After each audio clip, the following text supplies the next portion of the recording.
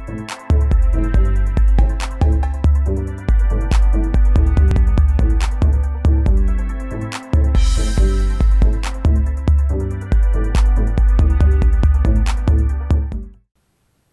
y'all. Welcome to another episode of Voices of Reason. I'm your host, Justin, also known as The Yard, and today we have a returning guest, and I'm gonna let her introduce herself.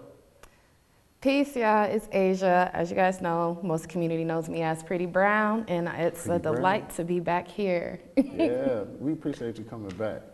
You know, so the last show we had, you came on and said a few things.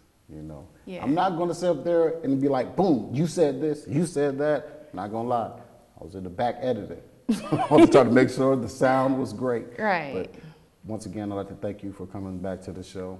And if you could tell us about your journey, because it seems like you had a nice journey from then till now.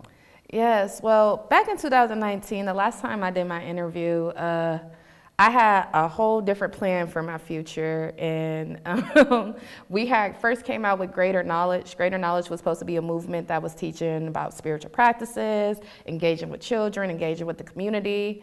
Unfortunately, it's not even unfortunately, but we ended up taking a different route, and I just started to solidify myself more as a spiritual life coach and more of a community activist and getting involved in community politics. Right now, as far as my journey, I've been really just healing on my own mind, body, and soul, and basically just leading by example. My life is so unpredictable, so yeah. The days I might plan 5 years from now is going to go completely different, but it still ends up successful, so it does. I'm not mad at it. It does. You do have to work on yourself to be better at things. Yes. I mean, some people don't get that. Yeah. Some people feel like they can just help other people when you don't have the stuff that you need to be a better person to help other people. Now, I'm not saying like money and all the fabricated things that come with life. I'm talking about just the knowledge of knowing yourself, making sure that you're good from within here. Right. Instead of thinking that you're okay up here. Right. And that's why in Spiritual Insight, which is my private practice, we are very authentic with how we choose to heal people, because we walked the journey before. Like one of the things I have recently added to spiritual life coaching is addiction and recovery. I've never really been addicted to big drugs, but I used to be a smoker, and a lot of people don't understand. Smoking, that's a mental addiction. So when I got sober, I felt like I was obligated to help other people get sober and showing them my ways and my tools to just detach, because addictions can be anything. So that's why we say we're authentic, because anything I've ever taught, anything I've ever shown, I've walked that path before. Okay. So, yeah. Maybe you can help me, because I'm not gonna lie, I smoke cigars like there's no tomorrow. And sometimes I sit up there and I ask myself, I'm like, hey, do you really need this? I'm like, yeah, you know what I'm saying? Yeah. It's like I'm lying to myself. Basically trying to contradict the fact that, hey, you tell yourself you don't need it, but then you go out there and get you a pack. Right. So maybe that's something that you can possibly help me with, Yeah. I would like that. We call those just codependent attachments or codependent addictions. You're codependent on it. So that's why it's more of a mental addiction than a physical addiction. I will tell people this, like if you wanted to get sober, the first thing is you have to want it in like your heart and in your soul. If you're just like half in it, or you're not really putting your effort into it, then 9 times out of 10, you're not either going to get sober or stay sober. Yeah. So it's actually a lifestyle that you actually have to choose. Some people, of course, are forced into it due to like legal problems or certain jobs and stuff like that. So they have to get information a lot quicker. And that's why their sobriety doesn't last, because when they started the process, they didn't genuinely want to commit to it. They were making excuses for themselves. Where's my hand? Right here. I'm a living person. And yes, I make excuses. I'm like, yeah, I'm gonna stop one day, not today, one more. So, I get that part. So let's talk about how you have your own show. Yeah. And how that's going. Would you care to? Yeah. Okay, so like with the intentions behind some of the shows that we've done, I've been doing this for almost 4 years, I guess now. We're more so trying to just show people a different way of living. We're big on, again, healing. That's just what I'm known for. But with my last episodes, or with my last season that I had with my sister, we kind of got straight away from that. We got caught up in trying to promote people's music and promote this and promote that and promote this. And I kind of lost the intentions behind it. So with my upcoming season that I'm getting ready to do, I'm solely basing it around healing, healing people. Now, as far as like the first season or the first few times, like y'all just disregard those episodes. I was in my early 20s. Disregard them. What if they were great to people? What if they loved it? I cringe at some of them just because, certain body language and certain things I was doing back then that I know not to do now. Okay. But I admire being a television host. I admire getting on here and trying to reach a different audience. I have my social media, and I have a pretty big following, and I usually go live on there with like spiritual Sundays and certain messages and stuff like that. So I'm used to engaging with, I guess, the audience, the crowd. That's dope. That's nice. Yeah. See, I mean, I kind of got the same sort of kind of feeling. Like I started doing this maybe good since the pandemic. Yeah. So, that's when, I decided to let me be seen on the screen. Not just once, not just twice, but all the time. Right. So I get where you're coming from. So when it came to the show and you stated earlier that, you've been doing spiritual practice for a while. Yeah. So like, as far as that, like, how do people start? Like, how do you just start with the spiritual? Like, it's a big chart. Yeah. You know what I'm saying? Wide variety of things you can start on, but what would be recommended as far as like what you would recommend? What I would for a beginner, beginner like me. Okay, so like, and again, this is my ideology. Everybody has their own perception of it. But with me, there's no starting it. Like, you fall into it. It's usually when you hit rock bottom, this is mental rock bottom, financial rock bottom. And in the position of you being rock bottom, you have two options: to heal or stay wounded. Staying wounded is basically not changing nothing about yourself and repeating the same cycles. Healing is learning and discovering new ways of living, asking yourself, why is this happening? Not even why is this happening, asking yourself, what can I learn from this? So when you start a spiritual journey, you're basically starting a journey with self-awareness. There's 7 steps from self-awareness to self-mastery. And you become aware of who you are, your toxic traits, your triggers, your patterns, why are you the way you are. It takes a lot of self-accountability and honesty to be able to be aware of the sabotaging ways that you continue to carry. Not only is it with self-awareness with your own personal self, but it's also self-awareness as to who you are, especially if you're a minority or Black, learning your roots, because a lot of us been instilled with humiliation since children, learning about slavery before we ever learned about who we were before slavery. So we automatically pick up low self-esteem and self-hatred in 2nd, 3rd grade without even knowing what it is. So once you learn your toxic traits and this, that, and the other, then you learn your roots and your generational curses. Then you have, basically you have your guidebook on what to work on next. After self-awareness, you go into self-discovery, discovering your life purpose. I always tell people your life purpose is your passion. Most High will never give you something and say you have to do this for the rest of your life if it wasn't your deepest desires. Yeah. And 9 times out of 10, I study astrology as well, and natal charts and numerology. But 9 times out of 10, when you look in your natal chart, when you look in your numerology life path number, usually what comes out is something that you always aspired to do, but was just too scared to do it out of fear of failure or fear of validation. But I don't know, there's many ways to start a spiritual journey. I don't really think it, and again, this is my ideology, but it's not authentic to purposely start a journey. It just naturally happens. I have to completely agree 100%, because I went through my little phase, my rock bottom. Yeah. And when you said the self-awareness and generational curses, that just opened it up, because I thought about that when I was going through my little phase and nobody told me about it. I told myself, I'm like, yo, how can I get about my situation now? How can I be a better person? What is it about this generational curse that I've been, given without acknowledging it, So when you started saying that, it started making more sense. And I'm like, oh, okay. So at that time in my life, I was actually going through it. So what you're telling me is that I already went through it, because that's when I started realizing, you know, certain things in my life. Everything is not perfect because I haven't focused on everything yet. Yeah. But when you started saying that, it started making more sense. Yeah. And like with Spiritual Insight Private Practice, we turn generational curses into generational legacy, which means your pain hasn't went in vain. Whatever you endured, whatever trauma you experienced, you overcame it and you healed it. And just like the saying goes, hurt people, but heal people, heal people. Once you're on that healing path, you reverse the curse and you're now creating a legacy for your offsprings and anybody who just associates with you.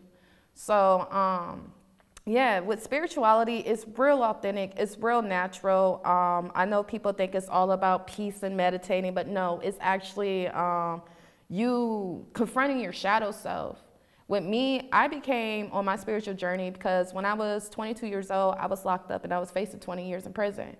I'm an orphan, I don't have parents, I didn't have nobody in the courtroom, and I have an 8-year-old son. At the time, he was 3.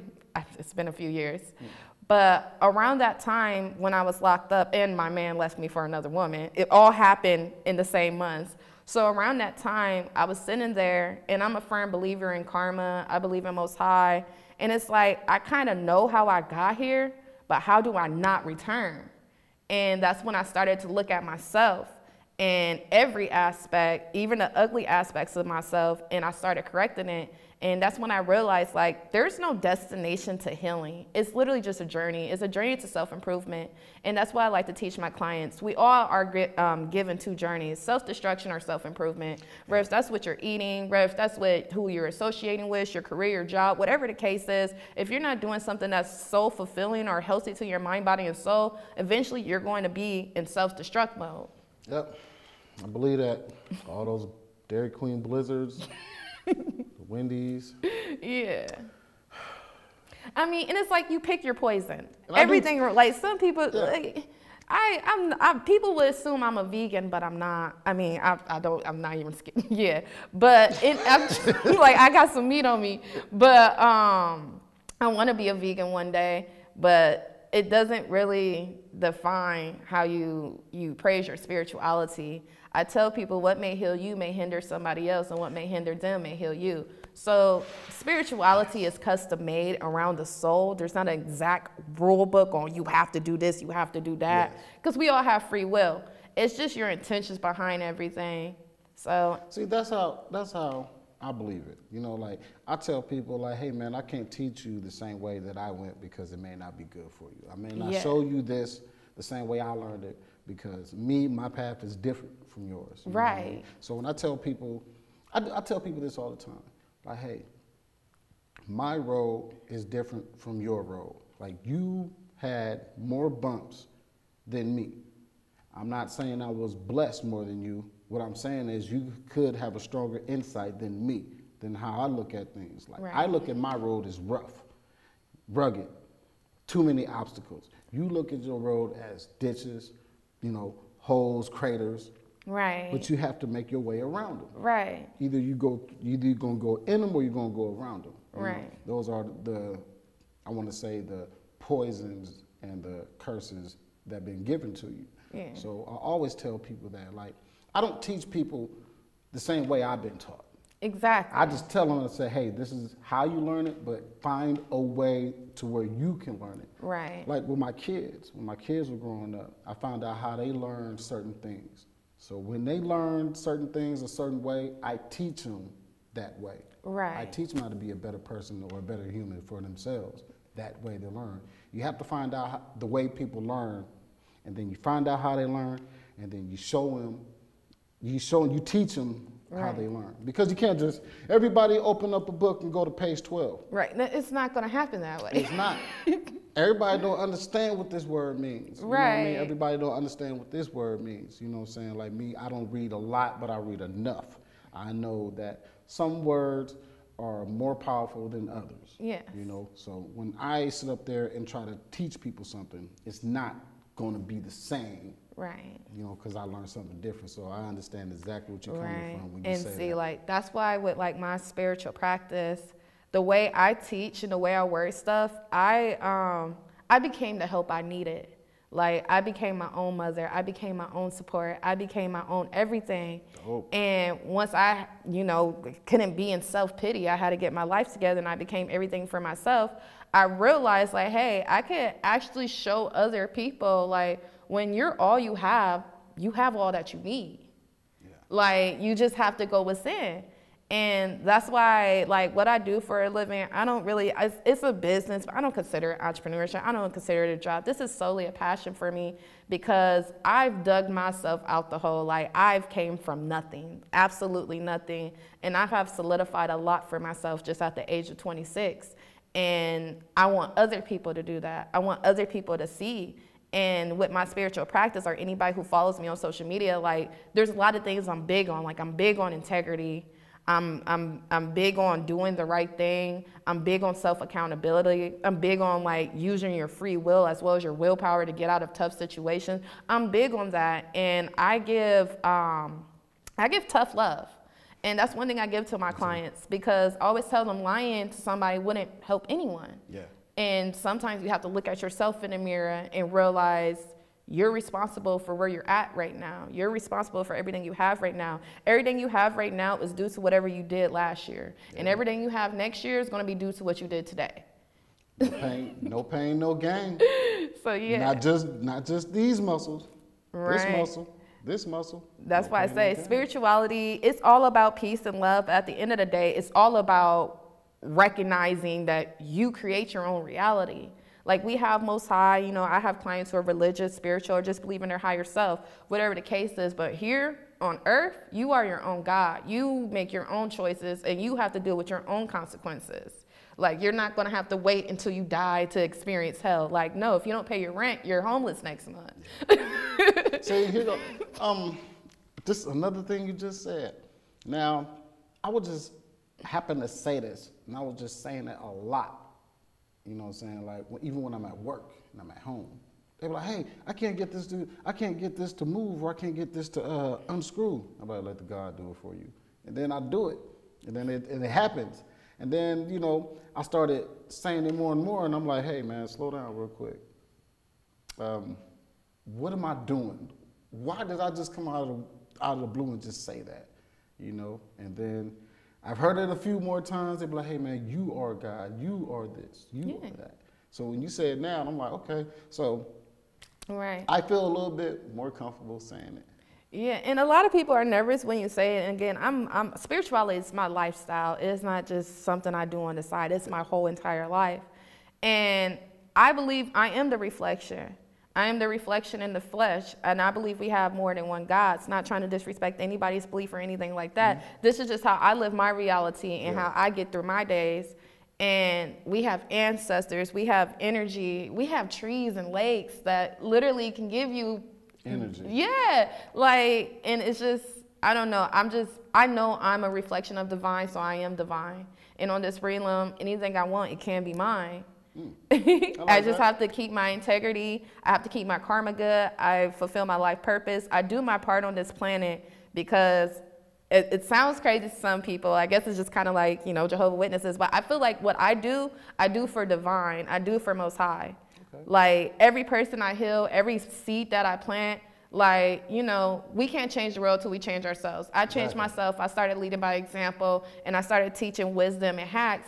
And every one person that I'm healing, they're going to end up healing, or they're going to heal their kids, and their kids are going to, so it's spreading the love, spreading the knowledge. So, in a world where there's so much chaos and evil, like, keeping your integrity, being genuine, being honest and authentic about everything, it's important. Like, and I know my importance on the world. Like, the world needs me. It needs people like me. And I don't mean to sound arrogant, but I just know, like, I know my heart. Yeah. And I know my intentions with everything I'm doing. If there was more people, not saying like me, but with the same intentions as me, a lot more could just get done in Omaha. Yeah.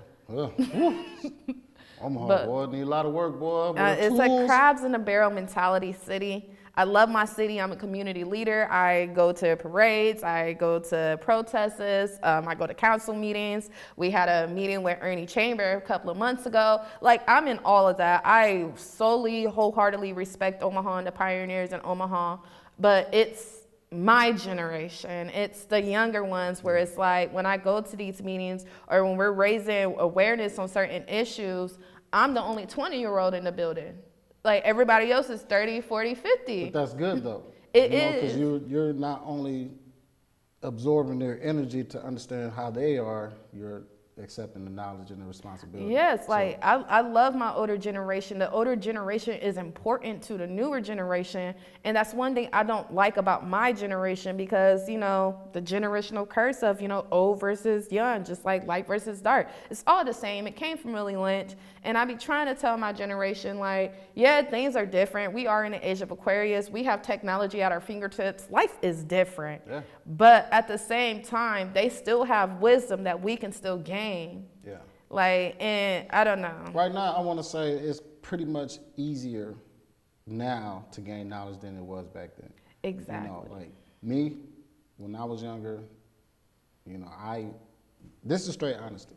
When I was younger, gang member, running streets, but on the sneak tip, libraries, reading books, understanding.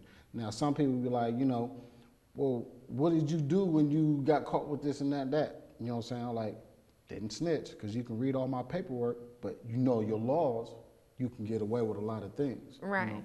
It's reading. That's all it is. When you open up a law book, you don't know what you can do. Now, granted, I'm not promoting go out there and break some laws just because you found some loopholes. I'm not promoting that. No. When I was younger, I sure did. I did it when I was 16.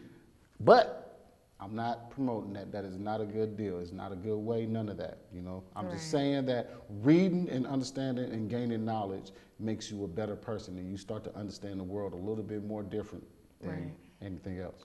It really So does. when you said Age of Aquarius, so you truly believe that right now there's a spiritual awakening happening? Our spiritual awakening actually happened in 2020. When you think of 2020, the number 2020 vision, when you think of vision, you think of an eye, the all-seeing eye or the eye of Haru. Yeah. That's my ideology. But the awakening started in 2020 around Nipsey Hussle's passing. The awakening got corrupted. Again, I've been spiritual since I was 18. So, like, back in the day, you couldn't go to the store and buy an Ankh. You couldn't go buy, like, you know, little Kemet shirts, and you couldn't buy none of that in the store. Now they're selling it everywhere. It's in hair stores. They have shows on Netflix about it. Yeah. It's everywhere, but it's because they can't stop the awakening. The awakening is in our DNA. Well, they couldn't, but you know, back then, like I said, you will have to find these certain places. Like I found certain bookstores that had all that stuff. That's because like I said, I do a lot of reading, I do a lot of research. Like I didn't have YouTube, I didn't have Google. Right. I just happened to find certain things and I'm like, oh, okay. What does this do? This lead me to this subject led me to this, and then I'm starting to understand. I'm like, that's exactly, when you learn one thing, you learn many things. So yeah, that's exactly how it is. But I already know we are in a massive awakening. We're going to continue to go through these awakenings. My perception on it is different. I know you probably know what a matrix is in the spiritual world. Which one? The people are in a matrix, like basically like those. Keanu Reeves matrix, or you know, like a matrix to where you know we're blinded by things. Blinded by things. Okay. There's two matrix. So you know, one of America's most funniest TV shows, Family Guy and Simpson. When you look at the main characters, when you look at the head of households, they're idiots.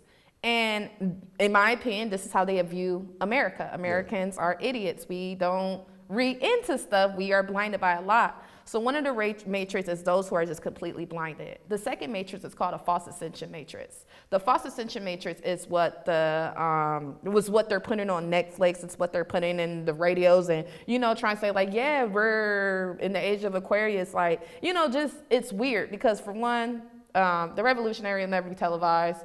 The awakening, authentic awakening, it would never be televised like that. So they're corrupting spirituality and changing the narrative of spirituality. And you know, they've been having these conspiracies since the 90s and 80s about, you know, New World Order, the one world government, this, that, and the other. Everybody used to have this perception that the one religion is going to be Christianity, but in fact, it's going to be spirituality. Everybody is going to move in spirituality as long as NASA and everybody continues to expose things that contradict religion. Yeah.